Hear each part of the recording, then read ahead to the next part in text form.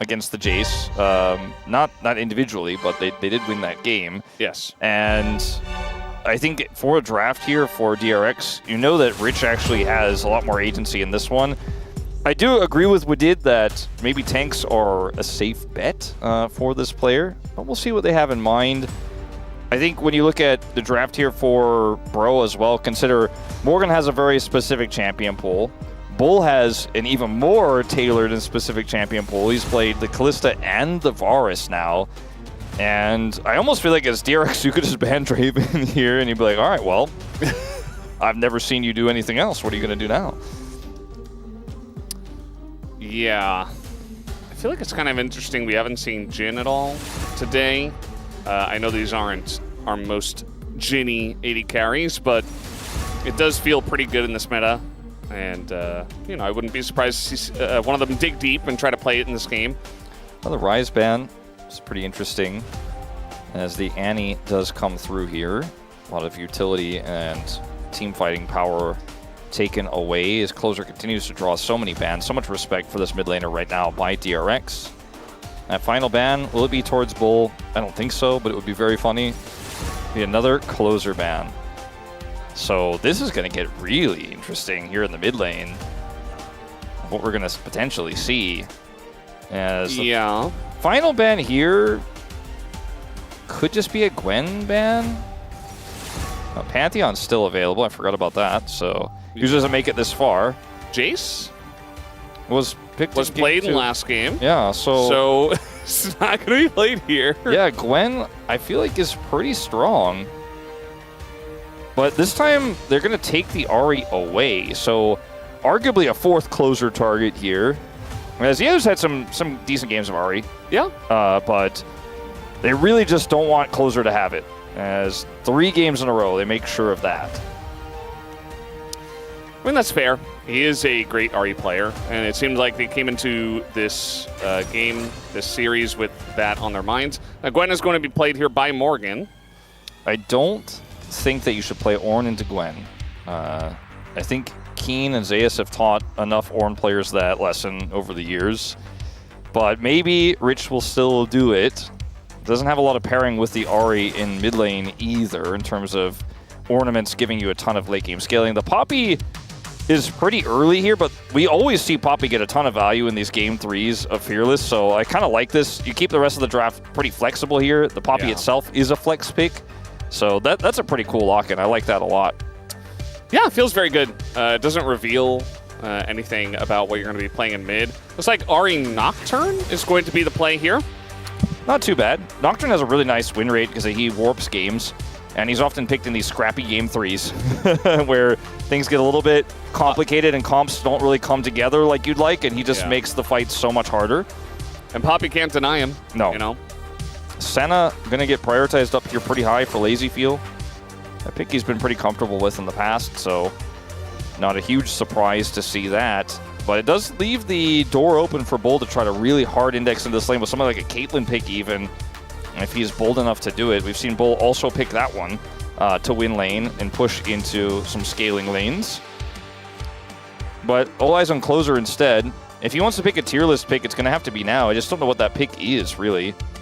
And the Draven is just going to come through, because guess what? It's Bull. It's Draven. Like, they kept putting the camera on Bull earlier, and I was like, no, wait for R3, because we know he can play Kalista, Varus, Draven, and occasionally Caitlyn.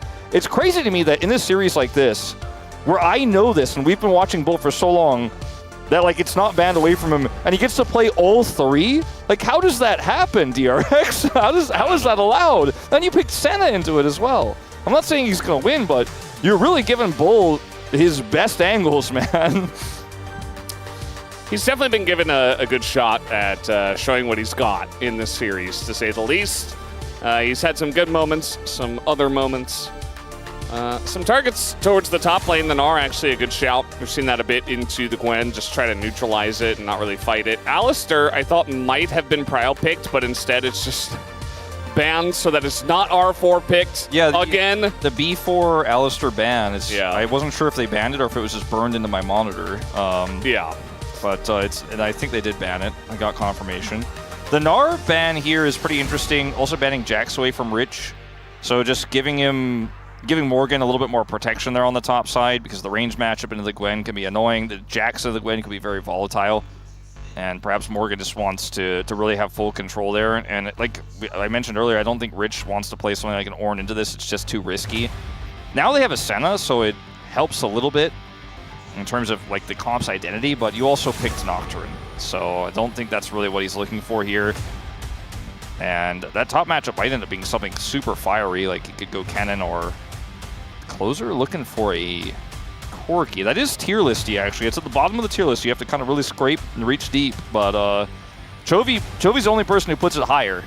But like when Ryze, Orianna, Annie, Yone, Sylas, Talia, Azir, and Victor are gone, yeah, Corki's the next one on the list, it's true. Yeah. I was thinking maybe he could have looked for the Smolder mid, but he's going to go for the old school. I mean, they have 80 mid. Decent amount of damage AP-wise with the Gwen in this draft, so...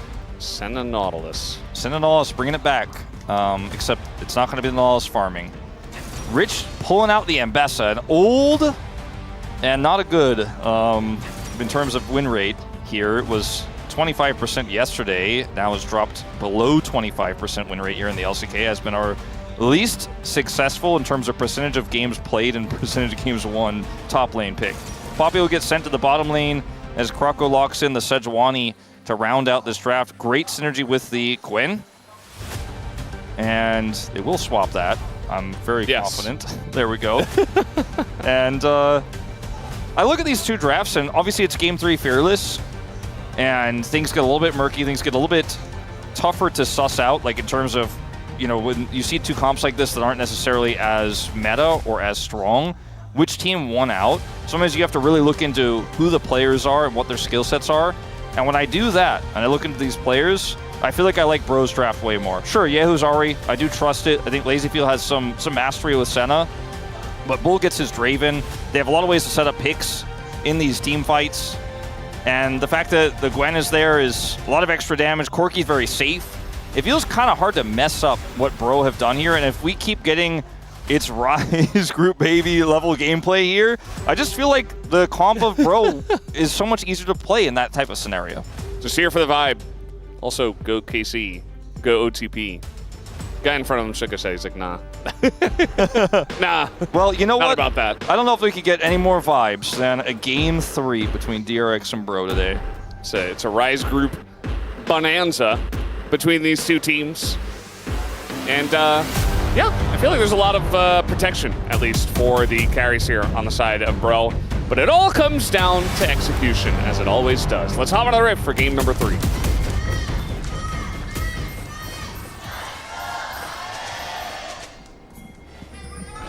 수환사의 협곡에 오신 것을 환영합니다. Game 3, DRX versus Bro. 미니언 생성까지 30초 Who 남았습니다. will be the winner at the end? Will it be Wadid, the only DRX predictor? Or will it be the Everybody professionals? Yeah, everybody else, including Vigon. Well, you know, there was a time after like the second round of Gwen nerfs for like a day or two where we all postulated, we all wondered, we all thought, we had a little ponder. We were like, does Ambessa do well into Gwen now? Is it okay? Because it kept being picked into Gwen, especially early on this season. And we all collectively realized the answer is no. It doesn't do that well. It's a very skill-based matchup, very tricky to play out. Ambessa, so difficult to get value out of the ultimate because of how it works. You can't choose your target, hits the furthest away target, so it's a very niche pick. It requires a lot of coordination with your team. It's got a lot of dashes. It was really strong on release, right? We saw it have a ton of success even as far back as Kespa Cup, but it just really isn't working right now. And it was the first pick that Rich heavily started playing earlier on this year when he was struggling in Fearless. So he's played it a ton. I just don't know if it's going to be the X factor that DRX need in this game. Because that's the part of the draft that's the biggest question mark for me in terms of execution. I feel like everything the Bro has, simple. Rich, like I said, he's played it a ton. He unfortunately only won a single time. But level 2 is not looking good for him. Yeah, Morgan not really able to push it too far, but he does get the stack up. And Now he's going to push it a bit farther. And zone him off the wave just a bit here. Doesn't look like he'll deny any XP, but Morgan's still going to be winning this one, and then you factor in the Sejuani. He's not a bit Valdez. He's actually really trying to win the lane. Oh. I see. I didn't realize. I couldn't tell. He's like actually trying his best, Valdez. He's just like, I'm messing around, man. Meanwhile, Sponge is playing Nocturne, so he's just going to be farming the jump. Yeah, he's trying to hit level 6 so that he can be relevant in this game. And until then, that will be all he's doing is farming. He's just trying to do other things. Chance of success a little bit lower. So at least Yehu got the last one there. Closer has a lot of experience playing Corki mid, and it was very popular. We do have Chorky, which is Chovy Corky. Do we have Clorky? We'll find Any Clorky enjoyers? How about Corzer? No, I like Clorky more. Yeah, Clorky's better for sure. It's not very close either. What about Corkser? Corker? It's okay. Corkers? Corker Z? Well, this is definitely going to be a Bro and Brew game. oh yeah, it is. They have double AD carry. The tension is risen. It's a bit of a scaling Senna situation. Bro is bro. They don't want to lose their Draven stacks. They're going to play really safe and wait for that perfect moment, which probably won't come for a really long time. There's a ward here. Rich is chilling. And stakes are high. You know, Bro would even out the scoreline between these two DRX would even out the scoreline with a win here. Would put themselves on 5-12 to Bro's 5-12. And, you know, only a few teams don't make it to play-ins at the end of the year. Like, your mortality is more real in the Rise group. Yeah. And for DNF, like, it might be coming sooner than anyone could have anticipated if they can't turn their season around, which is why near wins like what they had yesterday hurt so much. But all of these games really do matter. I think for a lot of people watching this, they're like, nah, they're already both in the Rise group. Give me that KT high-stakes match against Genji later. But in truth, this matchup matters just as much, if not more, in terms of what could happen at the end of round 5 if you're really looking towards the future. As Bro are often looking towards the future. I mean, we do have Sponge in this game. You know that SpongeBob episode where he's curled up in the fetal position, just screaming future. That did happen, That's yeah. DRX. Just thinking about their future in the Rise group. Not quite DNF levels. Is that the episode where, like, there's a million Mermaid Man and Barnacle Boys coming out of, like, the time machines? It does involve a time machine. For some reason, I don't remember that moment you speak of. Like Dirty Bubble, I think there's like a million of him. But there's a million of like the Mermaid Man and Barnacle Boys. And is that even the Wumbo episode? No, it's not that one. I just have like all the SpongeBob from my childhood is like all one episode. I'm like, it was also the one with the pencil. Yeah. And the Caveman SpongeBob, it was that one, right? It was the Caveman SpongeBob one, yes. We're also Plankton tries to steal the Krabby Patty formula. Yeah, I remember that one. It only happened one time in that same episode as all the other ones. And Squidward was really unhappy about everything. Yes, that one. I think it was that one. Played the clarinet. Yes. Saw his hopes and dreams buried underground. Yeah. Yep. Well, I thought like maybe if we talked about SpongeBob for a few more seconds, maybe something would happen. But Bro are gonna PvE this dragon. Remember when there was a week there where we were like, if we just talk about ice cream, action will happen. And then it actually worked for a while? Yeah. Yeah. I don't think it's gonna work in this scenario. No, the Draven Prio into the Senna lane is going to mean first dragon goes to Bro. Simple, but exactly what you're looking for. This time, no Sponge Steal, no sneaky Nocturne coming in there. Huh. Usually we do this when one of the players who's on the 2W is in the game. In this case, we couldn't.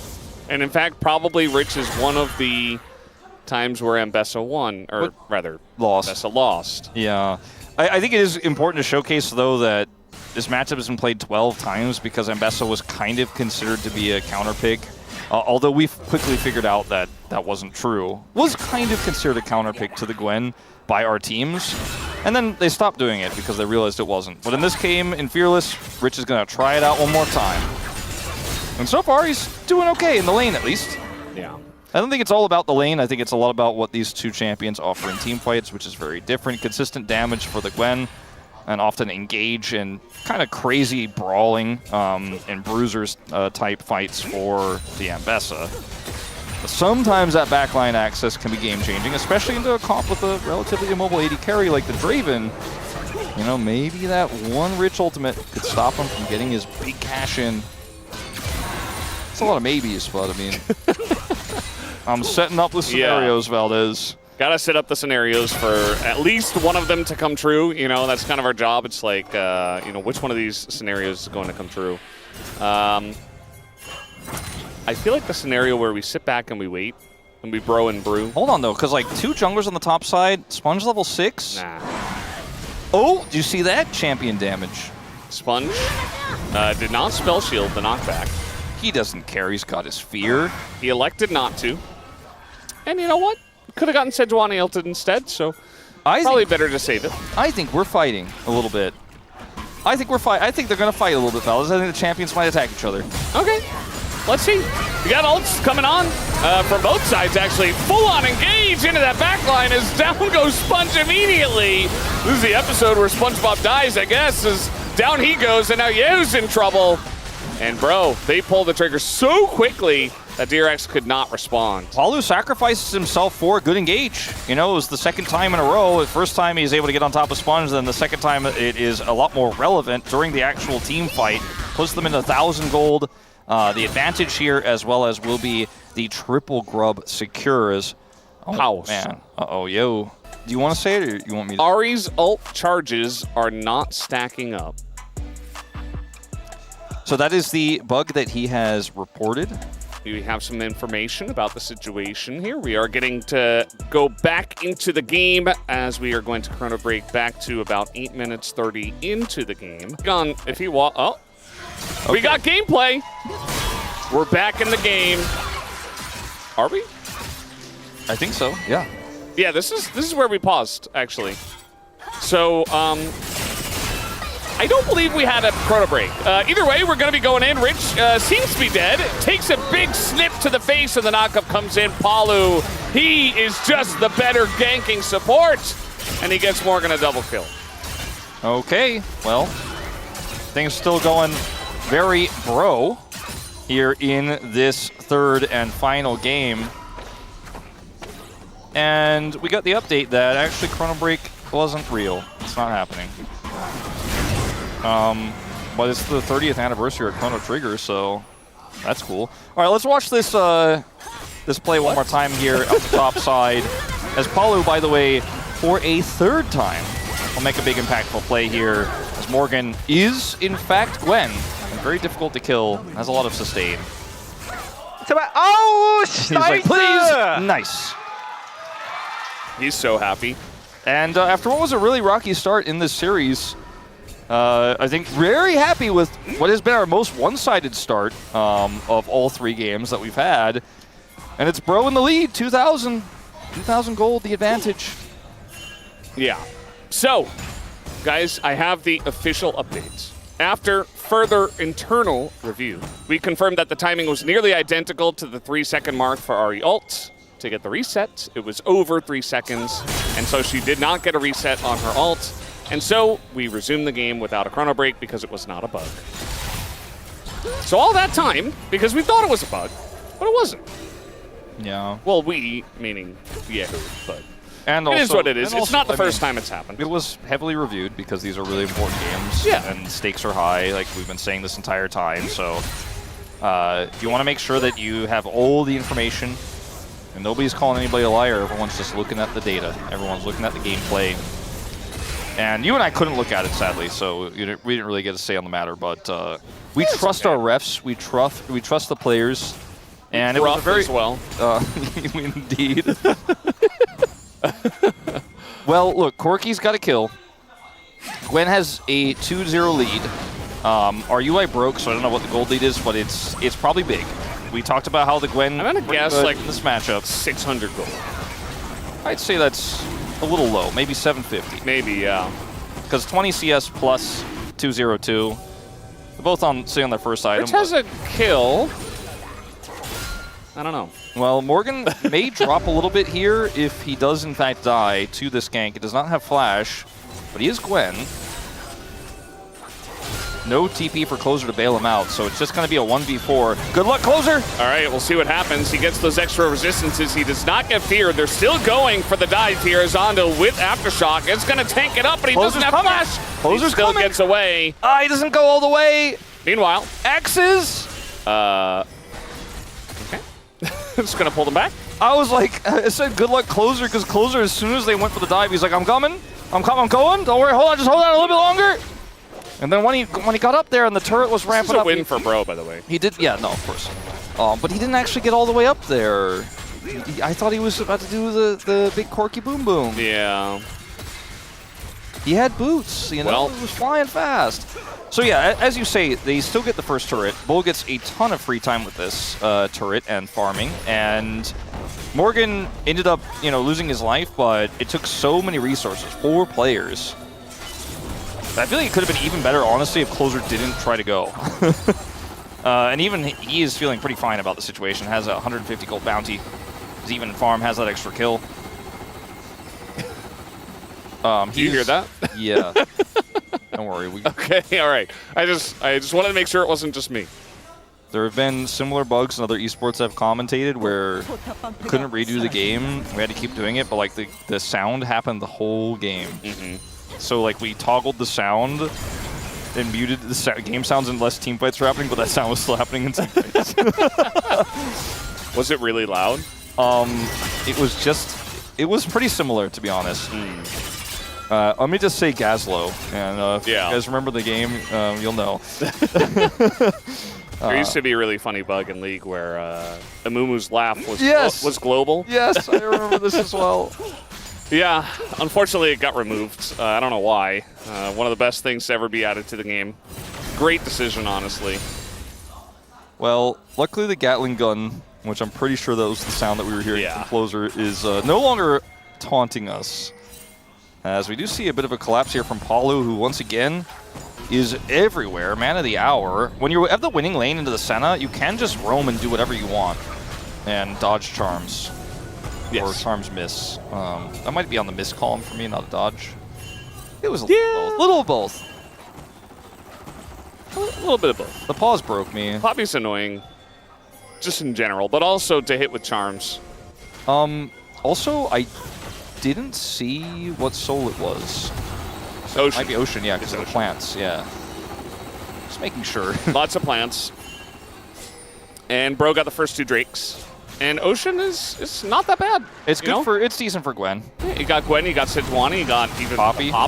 Yeah, that kind of gets some value. It's really good for just general sustain, you know, when you're trying to do objectives, if you're getting poked down a little bit. There's not a whole lot of poke on the side of DRX, so I feel like that's where it kind of falls short. But still, you know, you take a little fight, you back away, you regen, maybe you can go for an objective like that. If it gets closer later on, it's still going to be very valuable. Okay, yep, the sound is gone. It seems like one of our observers has the bug.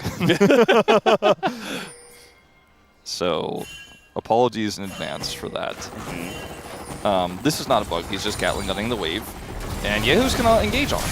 Yep, not going to hit the charm, but still a ton of damage coming in onto the Corky. And yeah, Closer's going to go down. That's a shutdown. Closer, or rather, Krako does have to flash just to get out of there. Well, they both flash, and it was a really cool flash from Closer. A clash, if we're going to go back to our memes from earlier, but it does not end up saving his life, as cool as it was. Clorky. Flashing and Clyde. Denied the cannon. Yeah, that was a small victory, but you love to see it. So, Dragon is going to be up here pretty shortly. In terms of vision control right now, Bro has all of it. Palu has like 3 wards he just put down there. There is, like, I don't think there's any angle Sponge can show up from that they don't know. And he doesn't have ultimate, which I guess would be the only way. And they have Herald Prio. So Bro are looking for Soul Point here pretty soon. It's going to be the mid turret that goes down first. Bull going to have this charge right behind him. No punish on the Draven. And they're just chilling. I mean, like, side lane control as closers. Yeah. It was a very cool play there on the top side. They ended up getting 2 flashes, but that alone isn't enough just yet for DRX to get back into this game. Yeah. There's the dragon, and they have all that vision control. So, like, as DRX here, you just really don't know anything. It's pretty free. Like, Sponge or Ondil, or together, they need to move forward and get vision. They can't really do that. Rich's top lane, I think they're just agreeing to give this one away, which is okay for now, but there's going to be a lot of pressure here in 5 minutes. Yeah. Would have felt better if, like, he got that before the dragon and that got them feats of strength. It did not, as feats of strength are already bros, but still money in the Ambessa's hands, her pockets, or wherever she keeps her wallet. Feels good. Moving towards the second item. But ultimately, sole point here means Bro can play this game however they like. Like, they're completely in control of how these next fights are going to go. For example, when Otacon is getting set up for when a Drake is up, they can just go, well, you know, we'll focus on that instead. Otacon, very impactful objective, especially when it comes to side laning champions like Gwen versus Ambessa. The levels matter a lot, as Rich showcased on the Scion in Game 1, shutting Morgan's Yorick out completely. This is very obnoxious. Yeah, he's just being annoying, but it's the correct move. Especially when nothing's happening. Yeah. You know? Like, if there were an objective, or you want some pressure, or something like that, like, sure. Push out the wave, get map pressure, but in this case, just deny some minions. It denies minions, and also it keeps him farming at the most safe place, where his jungler is, where he's next to his turret, and he's just going to casually continue stacking, because right here is where he is at his best, like where he is the least vulnerable. So, love to see moves like that. Bull really understanding one of his 3 champions that he plays in pro play here in the LCK that he got all 3 of. This is the 3rd one, and he's showing again that he has that intelligent play. Yeah. And it is a bit of a quiet moment here, a bit of a lull state. As for DRX, you're super far behind, but you can't catch Bull. You don't have a lot of deep vision anywhere outside of the top side of the map, where Closer knows there's that vision, and he's just playing incredibly respectfully. And we're just going to be waiting for that next dragon. Like we mentioned, going to be up around Otacon. And the Otacon will be up for like 3 minutes earlier, 2.5 minutes. But it's a chill bro and brew game now. It's a DRX and drink. Yeah. It's a bro and brew. Also a bro and brew, apparently. Closer is dead. Not a lot of help for him, as eventually Paulo does come over. We got a TP as well, but it's kind of wasted as the play is already done. But yeah, another pick on a closer. I think that's really the only thing that DRX can do, so I like that they are doing it. I don't think anyone's going to be able to punish Bull for this push, but DRX are going to try to get this Otacon on spawn here. It's on the top side of the map, which is where they just made that play, so they have full control. This is just a really smart play from DRX. They isolate Corki, Ritz hits the ult, and I mean, Bull has his own ultimate, but they just don't have anything to fight with this. Morgan did not have teleports coming up just now. They're going to try to get Rich in return, but you know, I feel like in this draft, it's kind of okay for the Gwen to just get a turret in exchange, especially considering that they didn't have the ability to fight for that. I think this is definitely the right call. Like, a lot of people might be going, oh, bro, just let him have it, but I think this was the play that was going to be the highest chance of Bro getting something back. And it's on the bottom side of the map where they want to have control for this next dragon in a minute 30 anyways. We did do a jump cut as soon as the Otacon was taken, so we'll take a look at experience in a moment. Isn't light, they're getting more. Yeah, we're fighting in bot lane. That's just going to be a flash away from the Poppy ult, so Rich will live. Bit of a follow-up on Apollo. No depth charge here, but potential for another hook to land, and also the Nocturne to come on in, and Paulo starts running the other way. As he knows, he is dead. Unfortunately, that's going to give that kill over to Yehu, who really loves it. Take a look at Yehu's items here. Already has the death cap. Yeah, he's second. Going straight into that one. That's a lot of damage on this Ahri. And that pick, you know, the turnaround there on the bottom side, over the over-indexing from Bro is going to mean that they have control over the dragon. They're going to have that dragon prio. As it looked like when we were looking at the picture-in-picture that this was started off by Bro, but actually it was Rich who started this off, and Morgan. They jumped in like right here, like, oh, Morgan's winning. Apollo flashes in, they actually don't get the kill. And then Yehu shows up, and things change. As Paulo's so deep, cannot get away. Ondo plays as well. Nocturnal comes out just for the additional damage. But this is a really big pick. And it is going to, of course, with all the damage onto Morgan, give them that prio. Morgan goes straight to top lane. His teleport is up, so he can join the fight. Does have his ultimate coming online as well. But DRX, this is their dragon to lose at this point. Yeah. They have a lot of control over this area. They got Senna down there. Morgan's waiting. You know, maybe TP's in for the fight after taking the turret down. But just thinking about it for now. There's the turret, and now he's TPing. So yes, we will be fighting over this objective, but they're already on it. It's too late, I think. Yeah. I mean, they're zoning them away as well. Yehu trying to do his best at that, but this objective will go the way of DRX. Smite comes in. Fight trying to be forced here by the side of Bro. They're going to get their Gwen in it. As the Paranoia is used, and it looks like Ondo might be sacrificed here. If they can get this kill over to Bull, that will be huge. I think that's exactly what they're looking to do. They definitely should, and they will. That's a very good call, as he does get a massive cash in. Has 2,100 gold now. Yeah, that was pretty huge, and that puts him at 1,500, maybe even more than that, over his counterpart in Lazy Feel. IE is completed on the play, so massive here. Now, I really thought if you had this moment for Bro, should have ulted instantly Croco onto Yehu there. Instead, waits for a moment as they're trying to close the gap and then misses his ultimate, doesn't even hit Andil. And then the Paranoia actually used really well here for the disengage for DRX, but unfortunately Andil going the wrong way to escape, and the kill will go over the Bull, pick up all that money. Bam, that's Infinity Edge. And basically Infinity money. Yes. 와, 야 맛있다 진짜. So 다 delicious. 개이득이야. 나 이거 1,100원 먹었어. 1,400원. It's his first kill of the game. He got 1,400, he said. 1,400. Big money. And now we're in fighting over the blue buff. The Sponge in a lot of trouble. He's quite tanky actually for an Nocturne, but he's still going to go down as Clorky gets the kill. And we got a 1v1 on the left side here. Morgan just bullying Rich out a little bit. No Baron just yet, but we got a minute until it. Just going to be the kill for now. Yehu looking for something. Okay.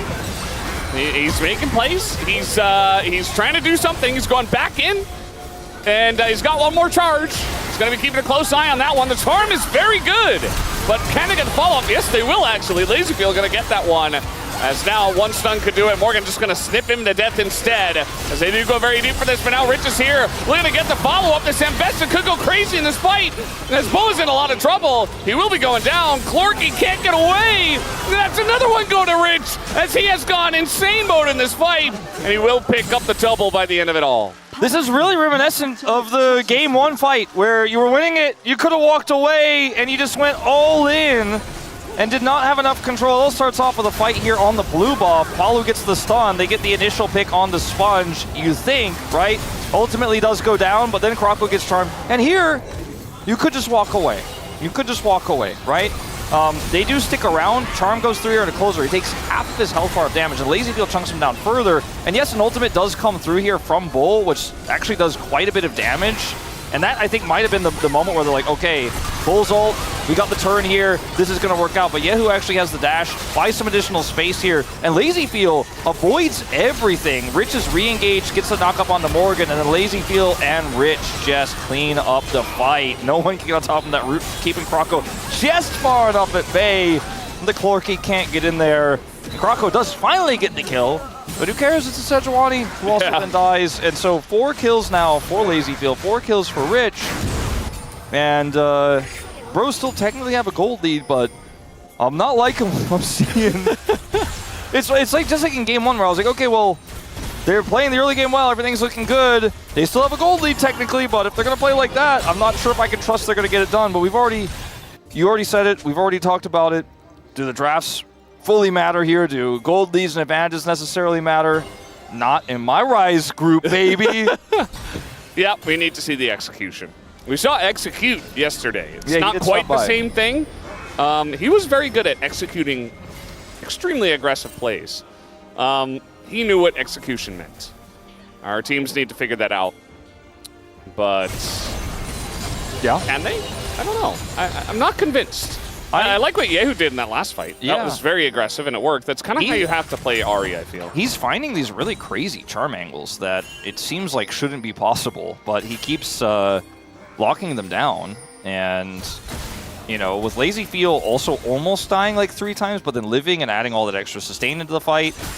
I don't know how many stacks he's on, because they haven't clicked on him in a while, or not when I was paying attention, but, I mean, we're at 27 minutes in, so he's probably getting, you know, 75, 80 plus at this point. Now, you have to imagine. I mean, he's starting to really hit hard and hit from far away.